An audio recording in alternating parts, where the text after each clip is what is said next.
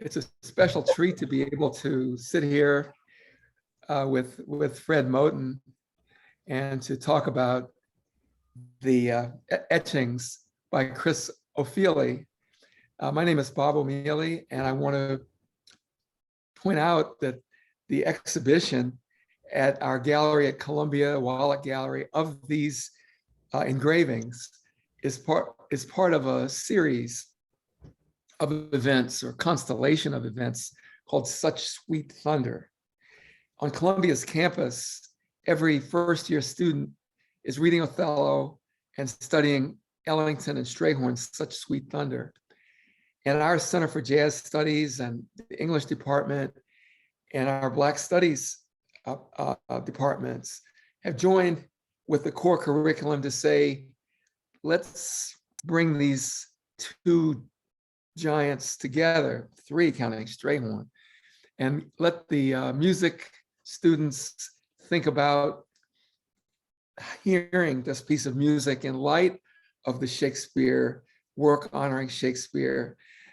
In light of the Ellington work honoring Shakespeare, and let the literature students wonder about music in the play as they listen to the music of Ellington. Along with that, we're asking the campus and the neighborhood and the cosmos to consider these works by Chris Ofili and to wonder what about visual art there is to say that adds to the conversation sparked by Ellington's Shakespearean piece.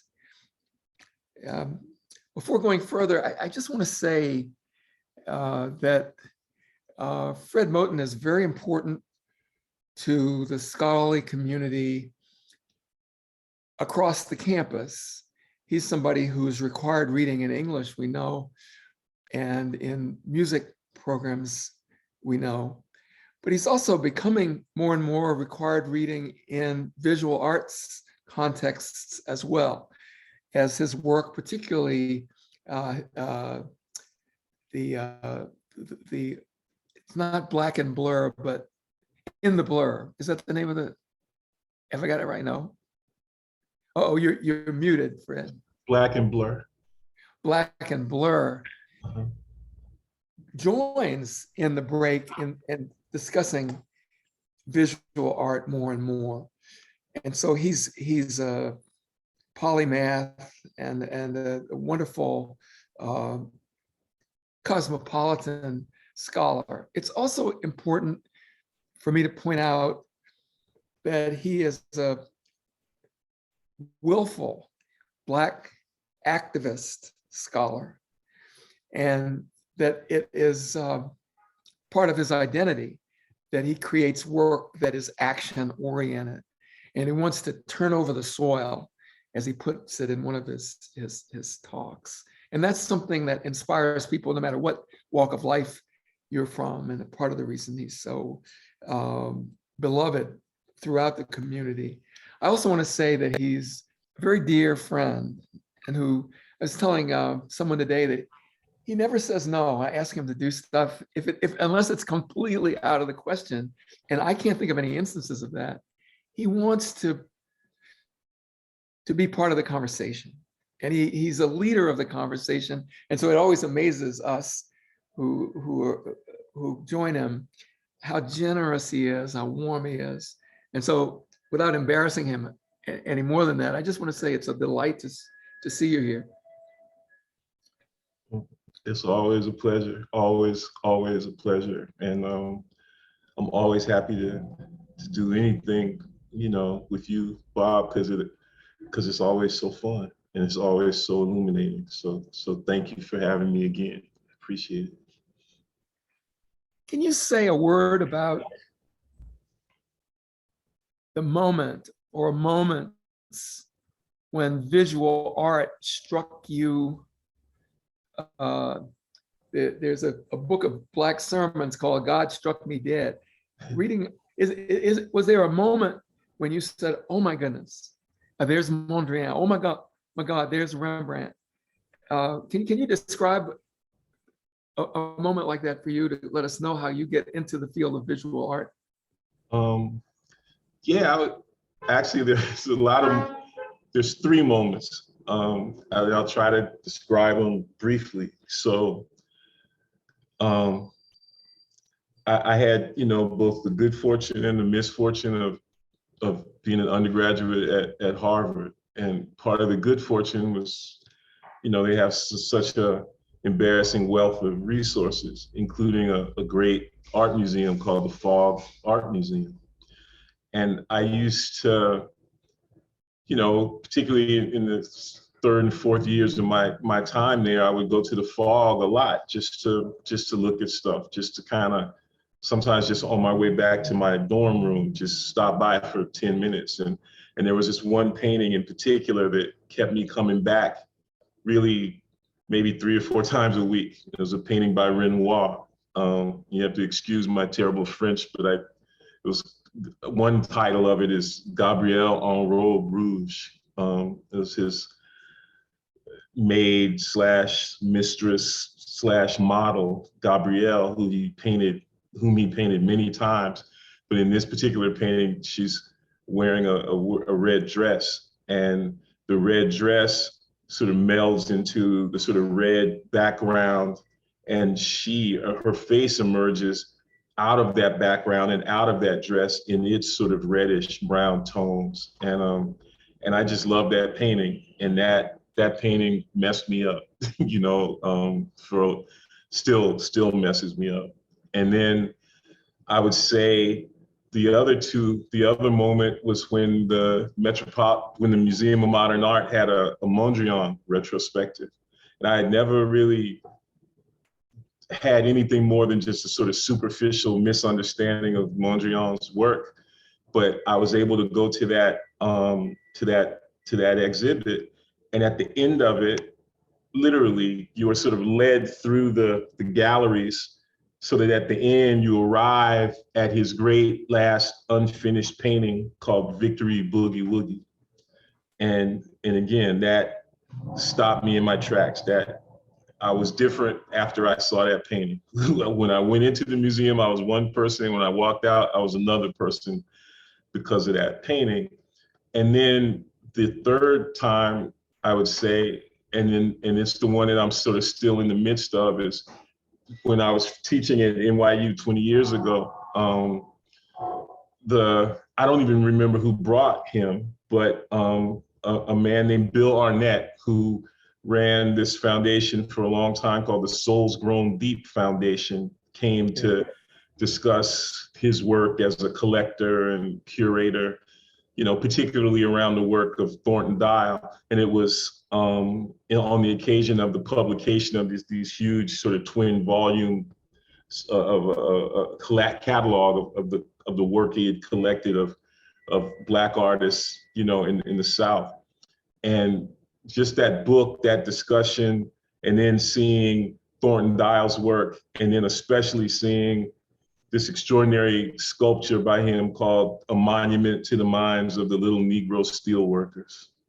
Thornton Dial was from Bessemer, Alabama, which is a steel town. And he worked in a foundry. And anyway, those three pieces are the ones that, pretty much, messed me up. Can you, I wonder, Mondrian is not sort of associated with jazz. His Victory Boogie Woogie and other works are explicitly influenced by the music. But he's also after breaking things down to the most elementary and profound levels, so that the trees and the buildings become lines, and the streets and the layers of the continents and things like that become other lines, down and down and down and down and down.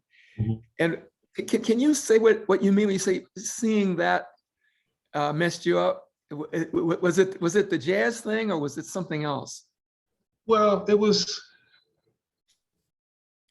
I think more than anything, there's still just so much to be said for the experience of of seeing a work in person. And part of what happens when you see something in person is that you can become aware of its texture. You know, when you see something in a book or when you see something on screen, the purported flatness of a canvas, let's say, is made even more pronounced. It's as if the sort of richness and the topographical and textural richness of the work is reduced. You know, you have to engage in a kind of profound act of imagination in order to be able to sense, you know, or to see the richness and the thickness and the depth of the surfaces of things, right? And so when I saw Victory Boogie Woogie, what's cool about it is, again, because it was unfinished, what we saw are these techniques that Mondrian engaged in his compositional process. He used pieces of tape to indicate where he would then want to put, you know, pieces of, you know, strips of color in paint. And so that you get there's just this rich texture to the work. Now, some people would say, well, that texture is a function of its unfinishedness. And I would say, yeah, that's true, but what if texture is always a function of unfinishedness, right? Like what if texture and incompleteness are just so deeply bound up with one another, and in fact, there is no moment in which texture and unfinishedness aren't complicit with one another in ways that ought to require us to kind of maybe dispense with our, you know, sort of allegiance to the fiction, you know, or to the dream of completeness, the dream of finishedness. And so that's one part of it.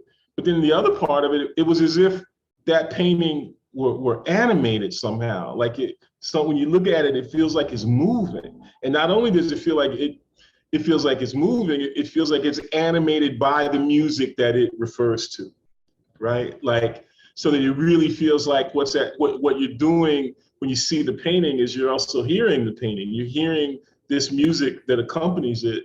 And so, you feel like, man, I'm privileged to witness a duet between Pete Mondrian and Pete Johnson, you know, and you feel like, and then once I saw the painting, I immediately was like, well, I really need to know more about Mondrian. And so obviously there are a lot of really important, great art historians who write about his work.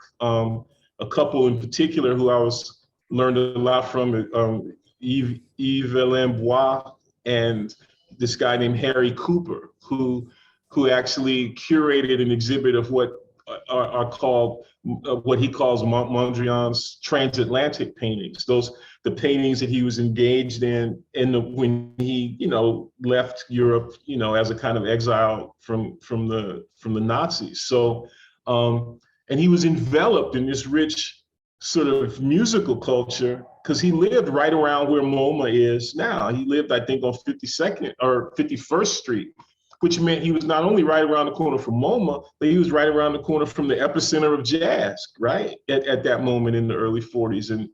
And so you can just see that experience was extraordinarily animating for him, even though it came at the very tail end of his life and career. So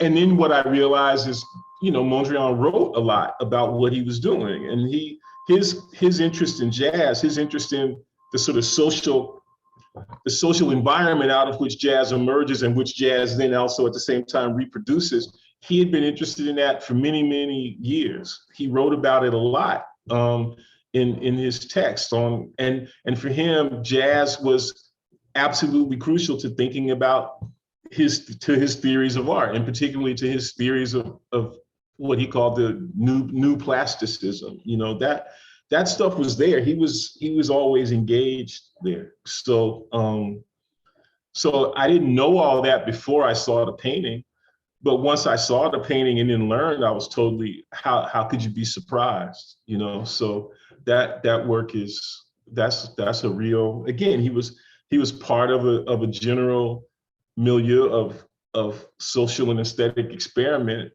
that includes cubism, and it includes, all of that, but it also includes, Armstrong and Bird and Lester Young. Those were his collaborators and contemporaries. Those were his colleagues,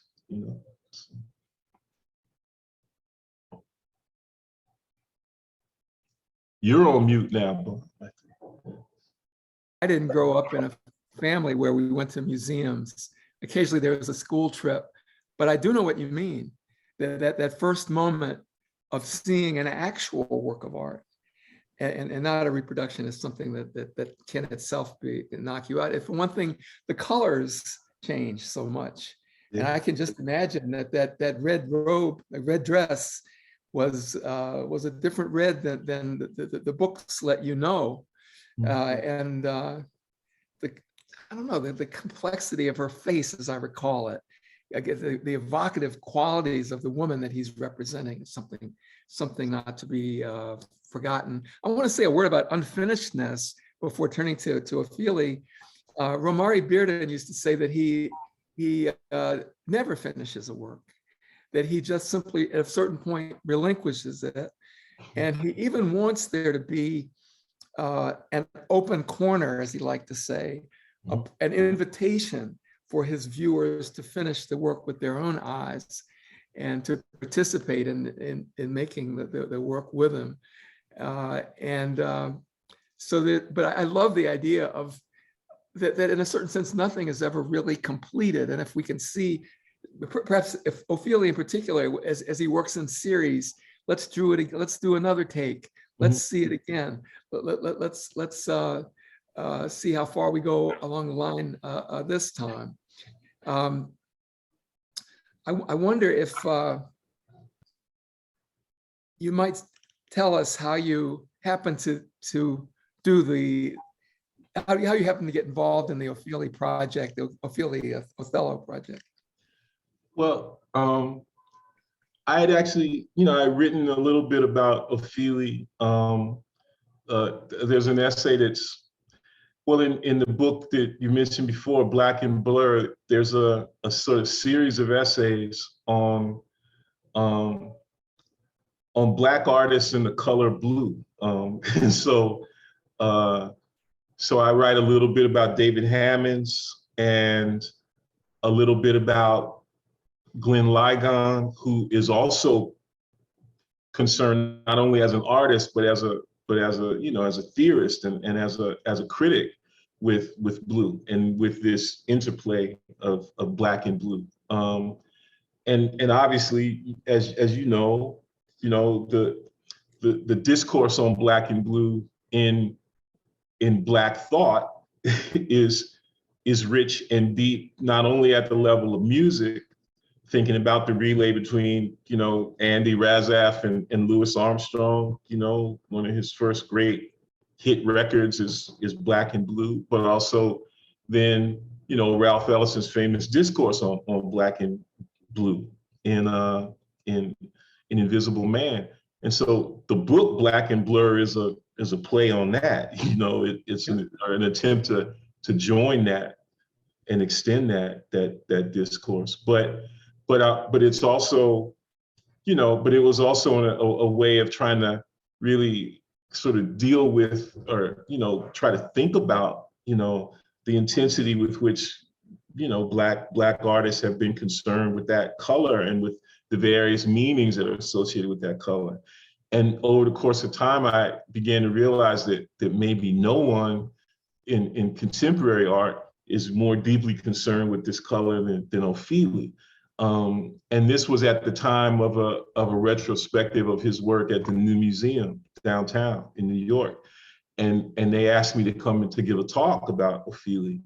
And then and it's also connected to the fact that, for much of the year, I think now Ofili lives in Trinidad. He's a British artist, Black British artist, but he, and I think his family, came to Britain from I believe from Ghana. I hope I'm not either Ghana or Nigeria. I hope I'm not, I'm sure I'm saying something wrong, but he developed over the course of time this really intense relation to Trinidadian culture, and in particular to certain aspects of ritual performance in Trinidad around Carnival. And that has become a sustaining sort of element and resource in his work. And all of that was on display in this really, really amazing, rich way in that retrospective. So it was this sort of chain of kind of thinking about this relation between Black and Blue that where I first kind of became aware and started trying to study Ofili's work. And I think that when when they were getting ready to do this edition of Othello, maybe they had read the piece that I wrote before and they thought I could try to write something again. And so that's how it started. So Ofili's father's from Nigeria, and Yeah. then it's Nigeria that's in the mix. But it is interesting that he's an artist in motion between England and Trinidad, Tobago, New York, and but with this Nigerian background. Mhm. Is that part of what drew you to him, this sense of a cosmopolitan Blackness or Blackness in motion? Well, it's funny. I mean, when I'm not an art historian, and I don't feel like I love art history. I love to read it, and I love to read art criticism. I love to read the ways that scholars of art describe the paintings that they're interested in. And in a way, my initial sort of engagement is really in a kind of, I don't want to say formal or formalist way, but it's really just driven by what I see. Like I have to, once I see something that I like, then I want to learn about it and learn about where it came from. So that but this is an interesting question, right? Because on the one hand, I would say, now the fact of Ofili's cosmopolitanism, the fact of of all of this diasporic complexity that's in his work is completely not surprising. Okay. Yeah. Now, on the one hand, it's clearly a function of his travels and of his capacity to have moved along those routes. But that same diasporic, that same diasporic cosmopolitanism seems to me to be absolutely in play in Thornton Dial's work, and he never left Alabama much. Yeah. Right. Yeah. So on the one hand, of course, I'm drawn to that cosmopolitanism. And on the other hand, that cosmopolitanism manifests itself not only in the work of people who have traveled all over the place, but it can also manifest itself in the work of people who never get very far away from what they putatively call home. Yeah. Can you say another Ofili's pieces are not blue but Black, and sort of although you don't want to separate Black and blue more than is necessary. Would you say something about just the use of color in these particular works? I forget who it is that reminds us Black is a color. DiCarava used to say that. And then, of course, but what about the Black and blueness or the Blackness of these works? Well, and this is something that Glenn Ligon in his writing on Ofili really focuses on in this brilliant way, which is, first of all, the richness and internal differentiation, not only of blue, but also of Black. Every instance of Black is not equal to every other instance of Black. There's this rich tonal, complexity and differentiation and diversity within the framework of what it is that we call Black. And then there's a moment in which the line between Black and blue blurs, on a purely at the level of a certain visual experience of it. And I believe that Ofili is always playing with that. He's always playing with that. Now, okay, we could step away from it on a sort of visual level and think about it on a slightly more metaphorical level that allows us to bring music in. But if anybody, if any character in the history of Western literature could ever be said to have had the blues, right, in that way that we would, understand that term as when Bobby Blue Bland sings about it or when B.B. King sings about it, it would be Othello. Othello had the blues. So the question is, how is it that Ofili conveys that presence of the blues in Othello when he's dealing with what appears on first glance to be a limited palette, basically black and white, given the nature of those etchings? I think it's not unfair to say that on the one hand, Ofili gives us a blue Othello. Ofili's Othello is blue.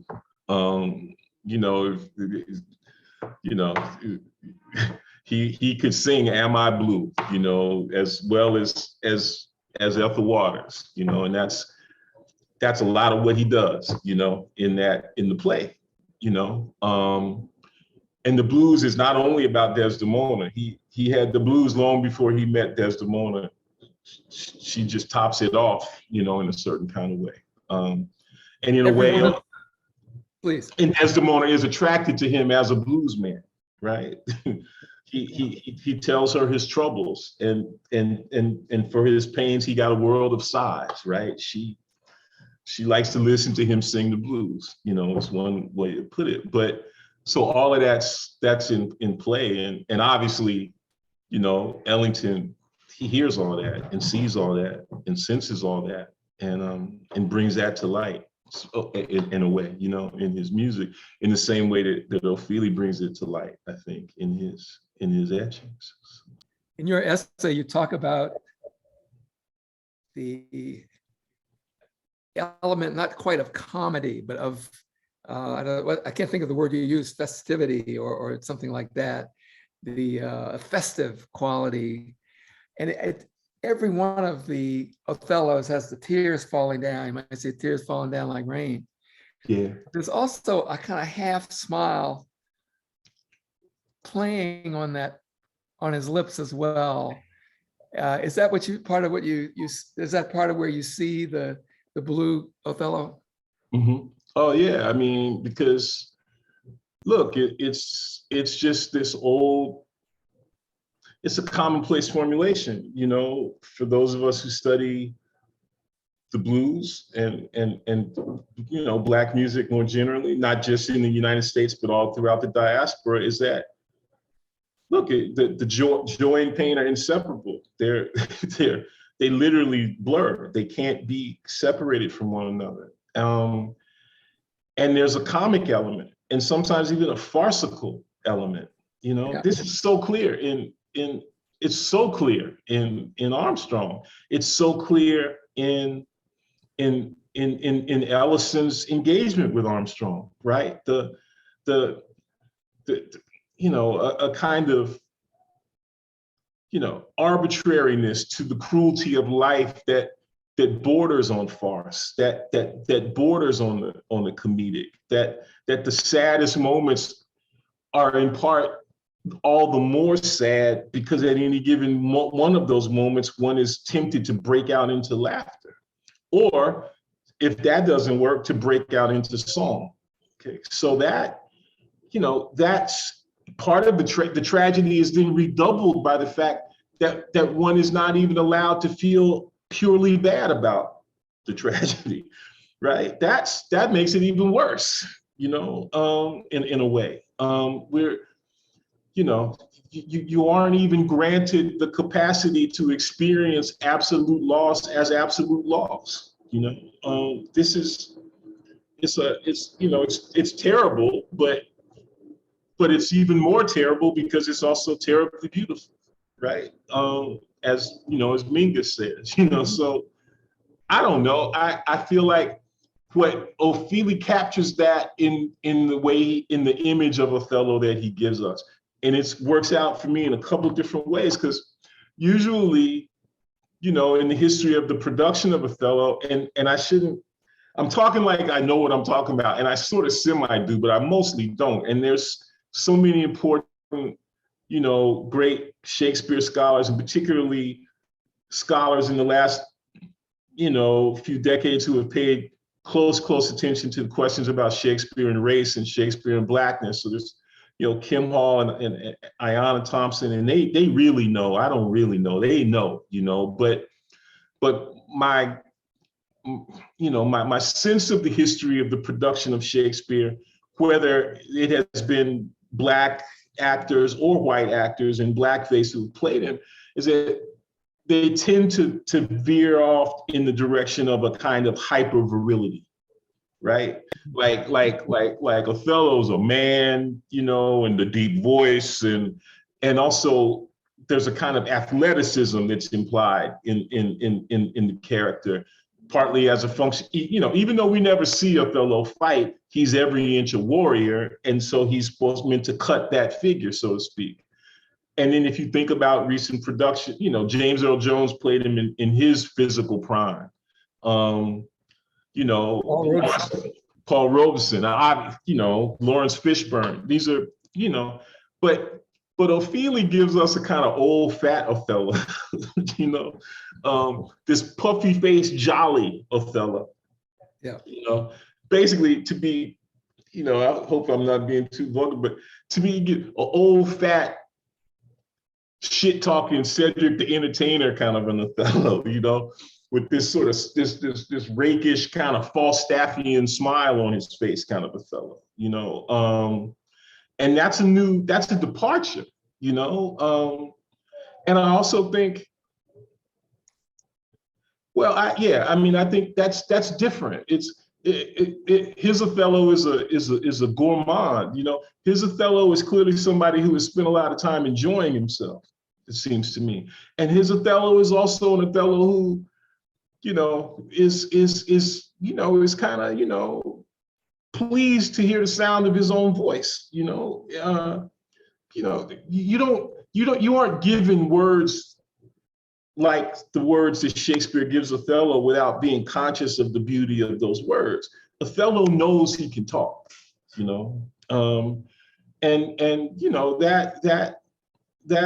all that is, for a whole range of various reasons, those are all things that I both admire and to a certain extent can even identify with. I like the idea of a corpulent Othello.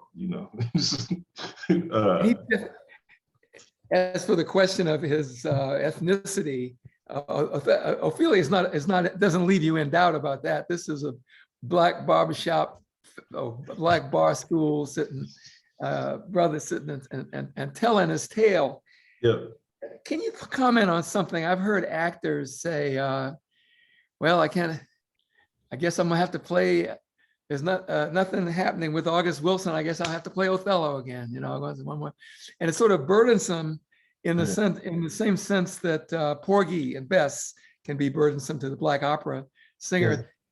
Yeah. And in your introduction, you say this is a problem play. And can you talk a little bit about the problem of the Black actor playing Othello? Well, in the literary historical sense, the plays of Shakespeare that are referred to as problem plays are these sort of nebulous, they're in a kind of interstitial space between comedy and tragedy. Like the Merchant of Venice, is, all's well that ends well. There's a kind of emotional ambivalence and complexity in them that you don't quite know how to feel. And it feels like there are significant characters in the play about which one doesn't quite know how to feel. And obviously, most of the time we understand Othello to be firmly within the framework of tragedy. But I do think that there are all of these comedic elements in Othello, and there's I should have prepared better, and I just packed away a whole bunch of books. But there's a great French critic of Shakespeare whose name I'll think of it in a minute. But he wrote an extraordinary book in the mid '80s on the festive in Shakespeare, and there's a brilliant, yes, Francois Leroux.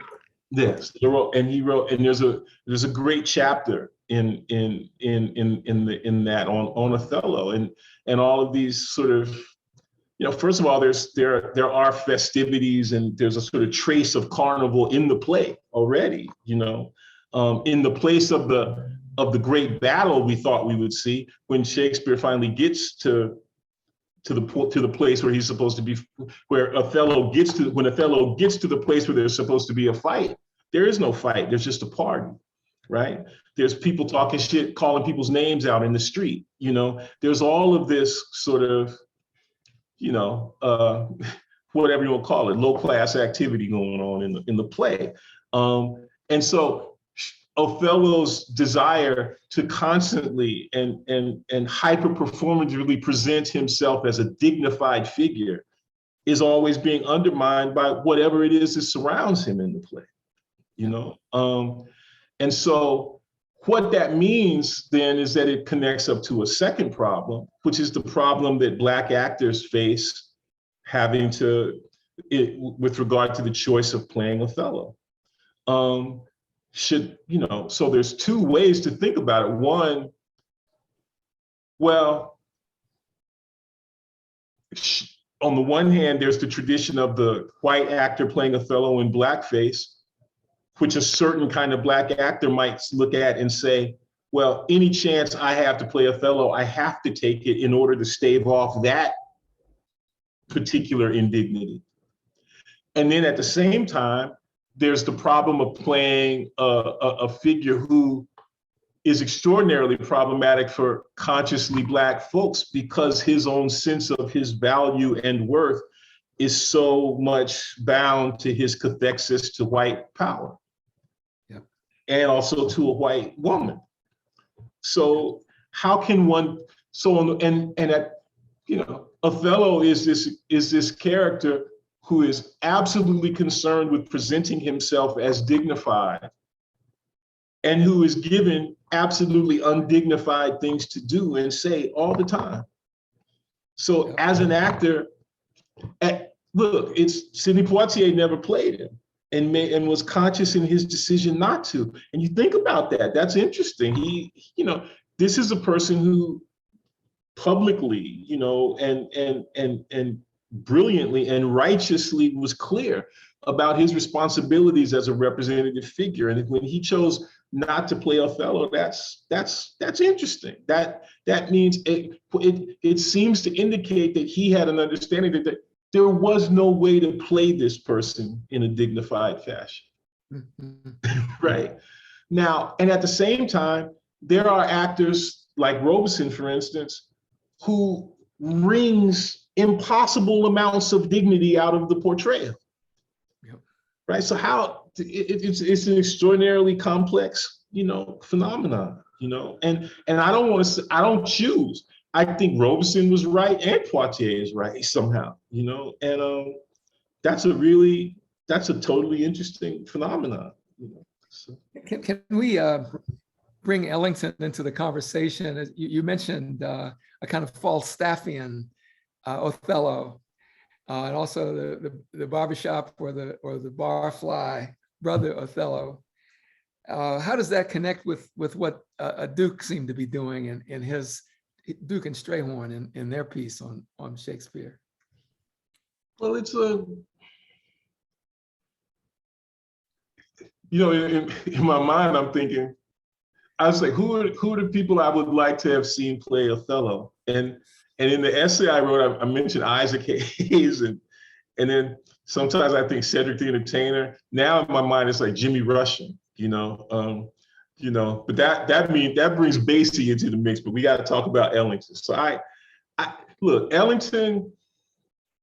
Fred, before you go there, let me just say that it would be something to have Jimmy. He's Mr. 5x5, 5 feet tall and 5 feet wide. And he's very often, trouble, I've seen it all my days. Yeah. But he also says, Miss Bessie, you sure got some fine barbecue. So he's bringing it on down to that kind of point. Why do you mention him in particular? He's somebody that I love a lot. Why would he be a great Othello? Because of the, you know, and I think this connects to Ellington too, and it connects to August Wilson. You know, Wilson famously says, you know, that the blues is a philosophy of life, and it always, and every time you hear that, it feels totally true. Now, then there's the question of if it's true, which we know that it is, how is it the case that that is true? What is it? How is a philosophy of life given in the blues? Okay. One way to think about it is that any such philosophy must be attuned to this absolute entanglement of tragedy and comedy. Look, you know, Shakespeare was a blues man too. He understood that entanglement. It's part of the reason why those generic boundaries, you know, in Shakespeare are in a lot of ways really, really arbitrary. You know, Hamlet's whatever else Hamlet is, it's also a comedy. Whatever else, you know, Macbeth is, it's also it's you know, it doesn't break down, and the point I'm trying to make is the blues doesn't break down that way. The blues doesn't break down into separate elements called the tragic and the comic. They're absolutely entangled all the way through. And who knew that more than Ellington? Right. So it makes sense that Ellington would be interested in Shakespeare. They were colleagues, you know, they were colleagues. It's like, of course, Ellington, he heard something in Train, they had to make that record. And when you hear that record, you're like, well, of course they had to make that record. You listen, you hear Money Jungle, and you hear him playing with Max Roach and Mingus. They were colleagues. Right? They needed to be talking. They had to be in conversation. And he needed to be in conversation with Shakespeare. And Shakespeare had been waiting for him a long time. Right? Finally got the band back together. Yeah. You know. Man, I went over to see the etchings the other day. The first time I was seeing them in person, so to speak. And I'm struck by the storyline across the forehead. Yeah. And can you say a word about what it reminds me of Nate Mackey and those embedded cowrie shells? And it also reminds me of scarification and that other thing. Can you say a word about that forehead scripture? Well, the forehead is a place for writing. The forehead is a place for inscription. The time and life and just the vicissitudes and the complications of corporeal experience, you know, that is the canvas, that is the paper, that is the surface upon which the forehead is the surface upon which all that's written. You know, the story of your life is written on your forehead, you know, and I think, you know, Ofili knows this, and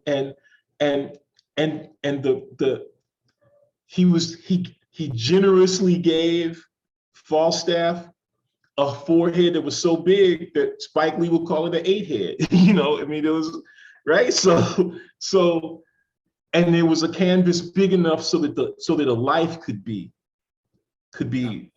engraved there, could be written there, you know, and it is a form of, you know, whatever, you know, Deleuze and Guattari, they would call it bodily inscription, you know, and look, it is, you know, when you laugh, that shows up on your forehead eventually. The history of your laughter is written on your head, right? The history of your crying is written on your head, and again, to me, the hidden antecedent of what it is that Ofili does with Falstaff's forehead is that the choke cherry tree, right? That Morrison writes onto Sefer's back in a certain kind of way, right? Like those things are connected, and we're all of we're scarred, by life, and the scarring is something that manifests itself again, not only at the level of the pain we suffer, we feel, but also at the level of the joy that we feel, which, and again, that joy and pain are they're inseparable from one another. This is work. Can you say a word about the form of the etching? I mean, you start out, you're not adding, you're subtracting something, you're digging in and making these lines, and then you're doing it in reverse of what will be shown. That business fascinates me. Can you just say a bit about the form that Ofili chooses here? Well, it's a beautiful. I was able to go down to the shop, and the workshop where and to get a sense of the process that the folks who worked with Ofili on the engravings did, and I was trying to learn as much as I could about the history of engraving and etching. And what I guess the part about it that fascinated me is usually when we think about mark making, it's an augmentative or an additive process. There's a surface that is then augmented in some way by whatever medium we use to apply color or pigment to that surface. And with the engravings, instead what you have is this process of corrosion. The process is one of highly controlled, corrosion. Acid is used in order to create a kind of recess or deficit in the surface rather than an augmentation of the surface. So, and either way, whether it's a deficit or an augmentation, what I'm interested in so much is the richness and complexity and the topographical complexity of surface, right? Yeah. Which is the function, which again can now has to be understood as a function of both adding to and taking away, as it were, from the surface. And that's why we can talk about it in terms of digging and tilling and turning over ground,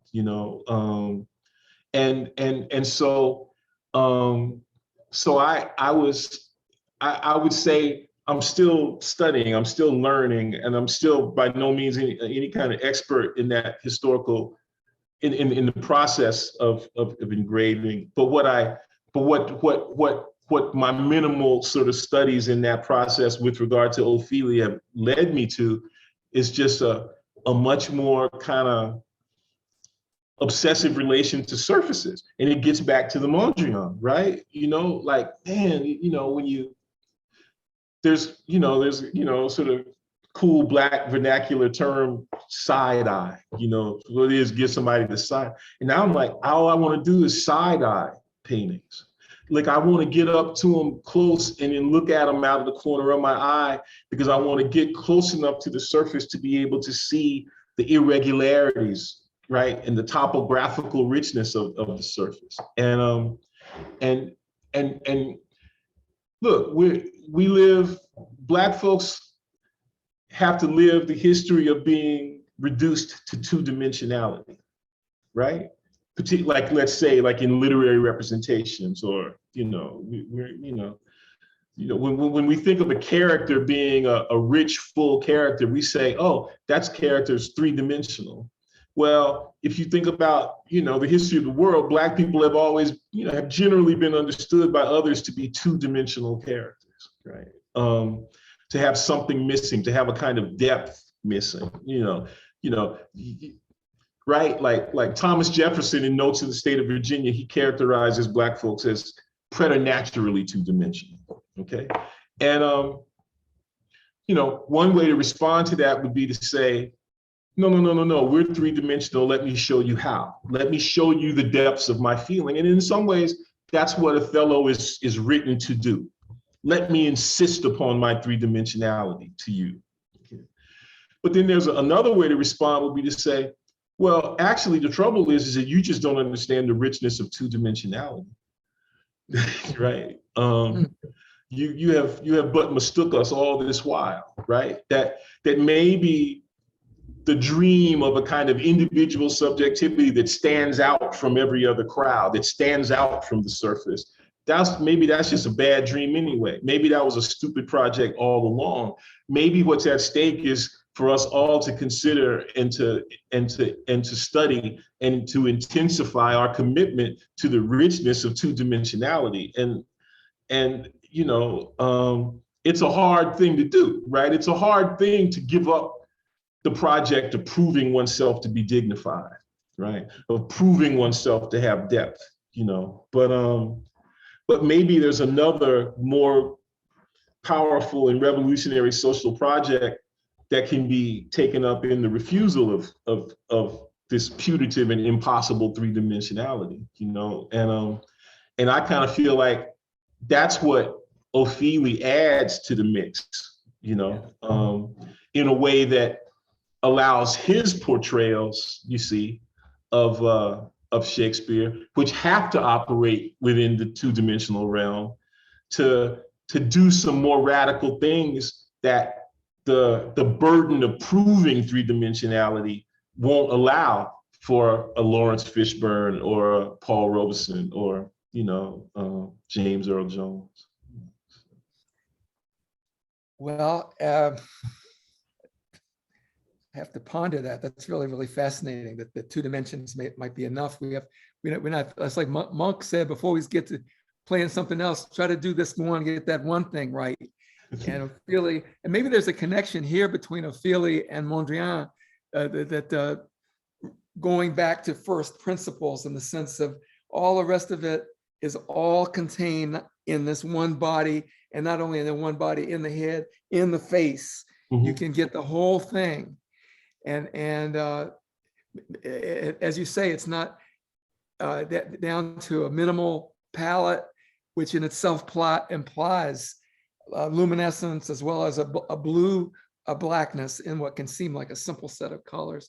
I'm thinking about a Sterling Brown when I taught at Howard. Used to quote a line.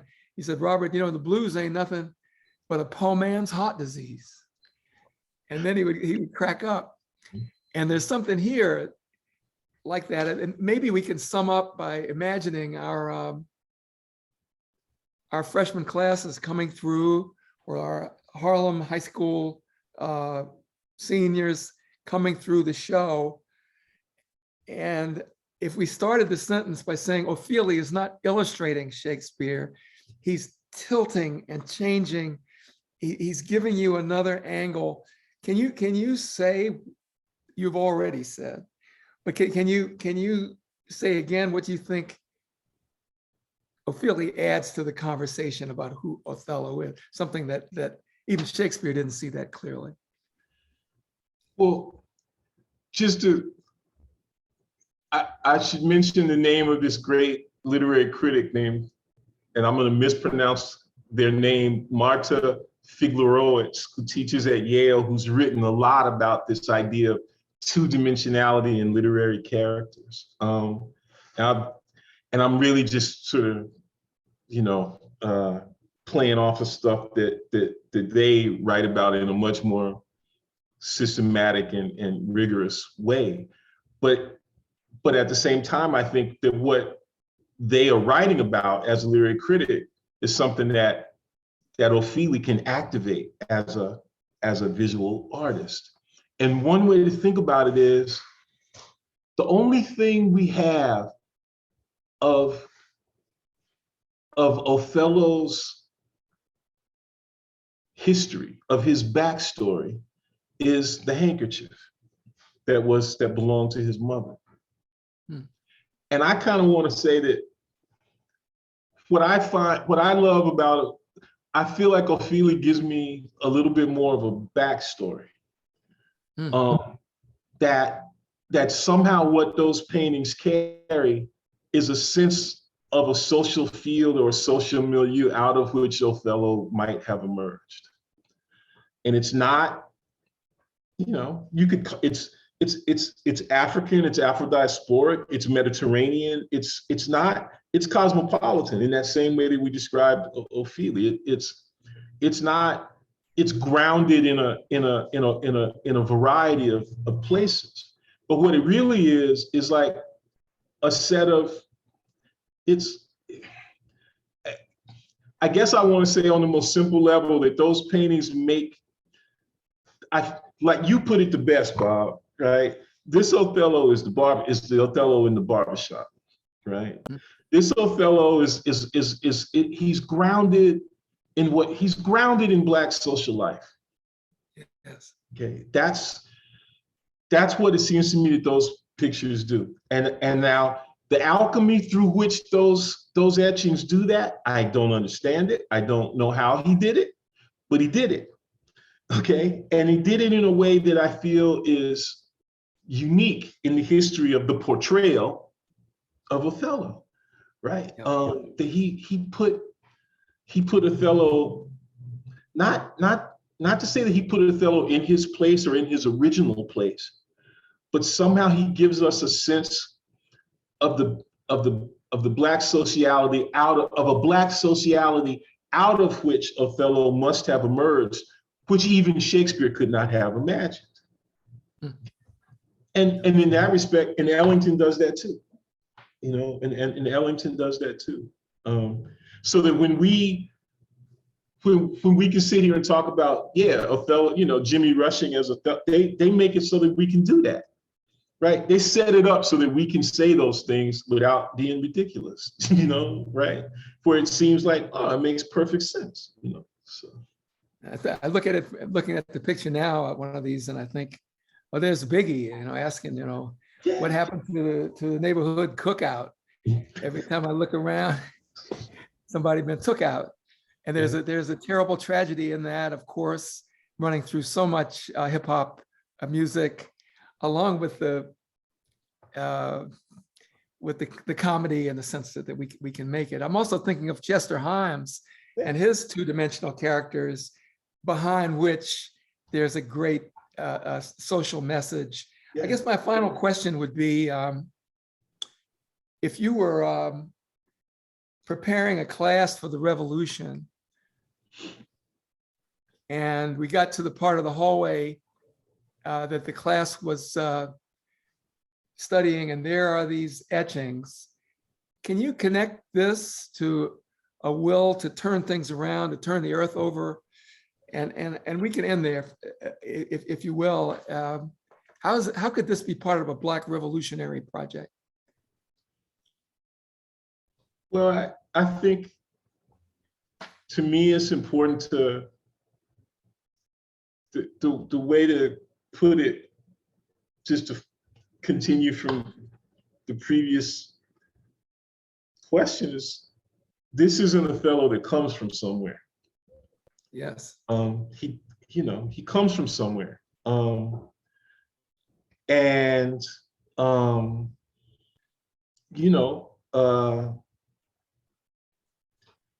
Now the somewhere that he comes from turns out to be somewhere everywhere.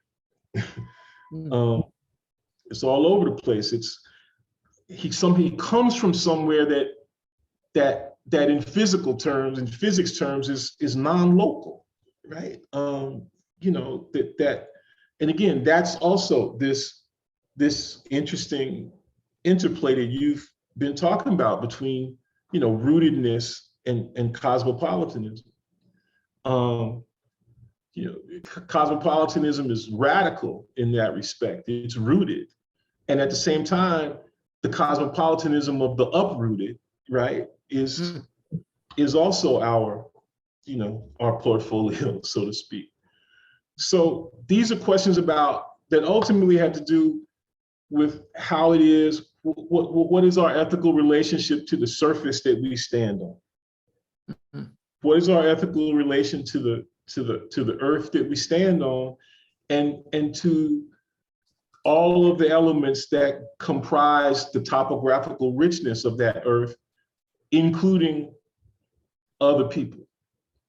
And our ethical relation to other people has to be grounded in our ethical relation to the earth, because the earth is other people, and other people are part of the earth. Now, this is a Shakespearean formulation in a kind of negative way.